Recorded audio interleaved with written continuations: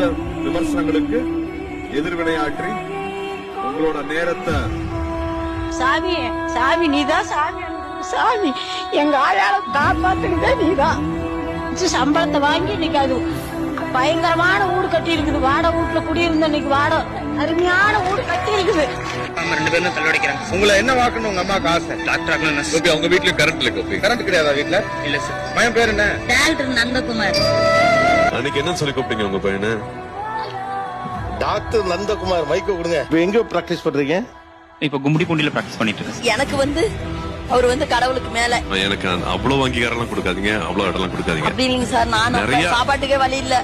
அப்போ நான் இந்த மேடைக்கு வரும்போது ரொம்ப கஷ்டத்துல வந்தேன். இன்னைக்கு நான் என் கையால 10 பேத்துக்கு சாப்பாடு போடுற அளவுக்கு என் அம்மாவும் இருக்கா. கல்வியும் அன்பும் ஒரு வீட்டுல அம்மாட்ட கிடைக்கும், அகரத்துல கிடைக்கும். நம்மளுடைய இந்த அகரத்துல 51 டாக்டர்ஸ் இந்த மேடையில இருக்காங்க. அகரம் இன்று மருத்துவர்களாக்கி அழகு பார்க்கிறது.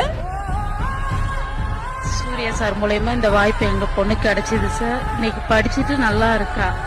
என் வாழ்நாள் ஃபுல்லா அவருக்கு நான் நன்றி சொல்லணும் சார். நல்ல விஷயங்கள் செய்ய போற பொழுதுதான் நீங்க எதிர்க்கப்படுவீங்க, நீங்க கலங்கப்படுத்தப்படுவீங்க, நீங்க விமர்சிக்கப்படுவீங்க.